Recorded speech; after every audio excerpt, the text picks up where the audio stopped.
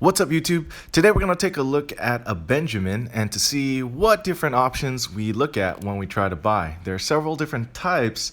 I have a small sample here. I don't have everything, but I just had some different representations of coins that are purchased with our fiat currency.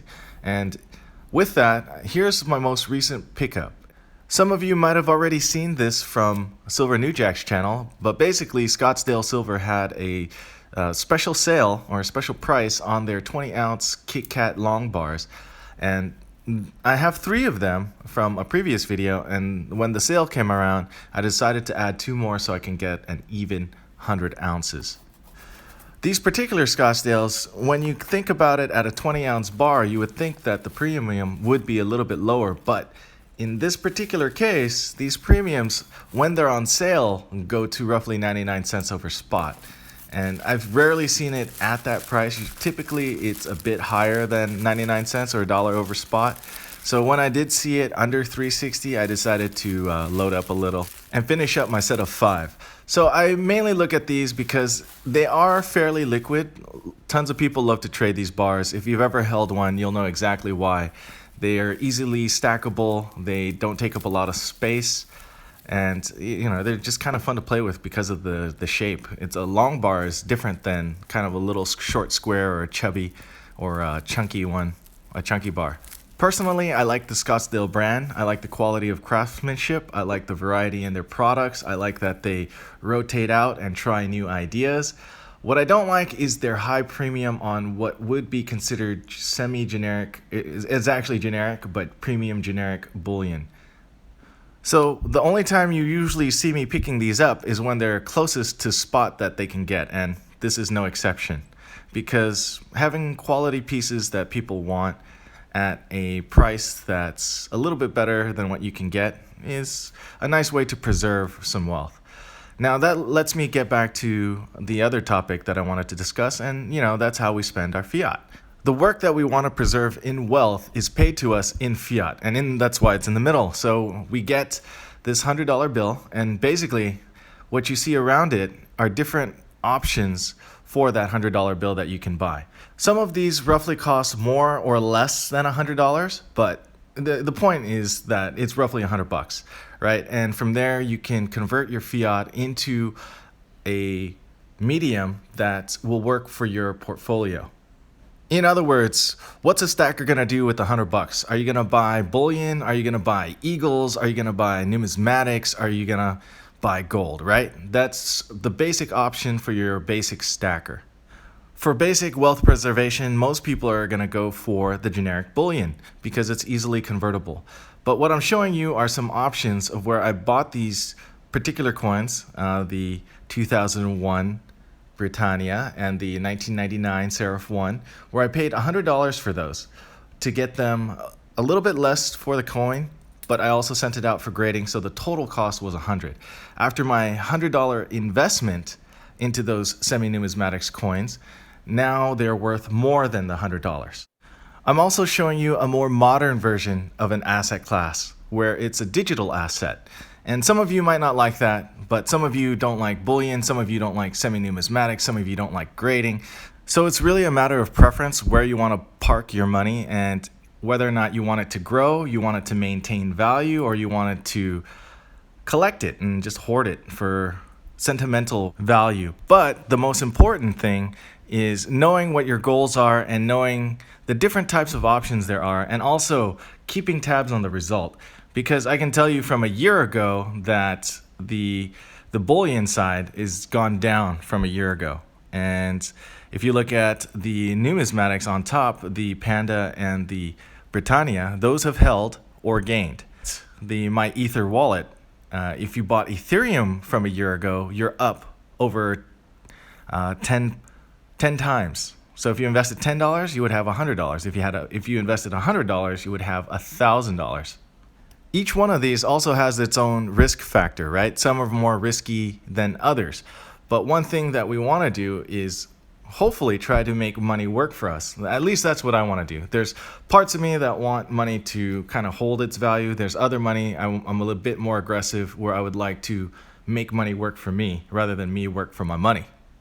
And when you want to do it that way, there are obvious risks that you have to take because you have to make investments, and no business would be able to succeed without investments. So if you're completely risk averse, this might just be crazy for you. But if you own a business, you know what it means to put up your own capital to try to make more than what you invested in it. What I don't recommend is just blindly following though, but trying to educate yourself to understand the pros and cons of each and how that affects your portfolio, the value of your portfolio, and the overall performance that you hope to expect over time with the money that you've saved. For me, straight bullion plays don't work because it only keeps up with the rate of inflation, which means 10 years from now, I'll only have the same amount of money that I have right now. So I would rather work with compound interest or compound appreciation and hopefully try to build on top of that and not just track inflation.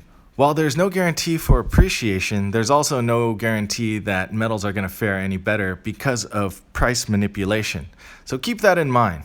Stackers often talk about the 2011 high and how silver or gold will eventually reach those highs again and they're going to cash out. So if that's the case, then really you might want to look at some other asset classes and put a little bit just to try it out, because Ethereum and cryptocurrencies are hitting all-time highs. The market cap is growing and the technology is still maturing because it's still in its infancy stage. And a lot of things, there's going to be a lot of failures, but there's going to be some winners. And based on that, the younger you are, I would say take a look at it, start tracking it now, and keep an eye on it for the future. You guys know I'm not a financial advisor, but I will say that I don't think that these cryptos, Bitcoin, Ethereum, are a fad. I do think it's an evolving technology that you'll be left behind if you don't look at it, and you'll be ahead if you start right now. So I'm going to take a step back and put my tinfoil hat and stacker cap back on and mention that for me, the crypto side is similar to a high premium graded coin or semi-numismatic or numismatic coin. Some people want it, some people don't, right? So it's always in the value of the eye of the beholder. If you look at the demographics, you'll notice that the audience between stackers and crypto coins are pretty close, and all you have to do is just look at some of the pictures, the meetup groups, and you'll see that the audience is just generally a little younger than the coin show places. One other way I gauge the size of the market is just look at the YouTube content producers and the people who subscribe to them. It's very anecdotal, but if you see the amount of money that's going into it, it does seem to me that a fair amount of people are interested, and there is a growing number of people who are interested.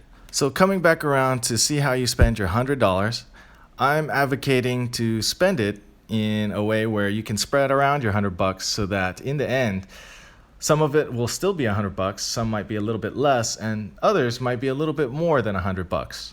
For me, this is what I consider diversification. I'm holding asset classes across different groups to ensure liquidity.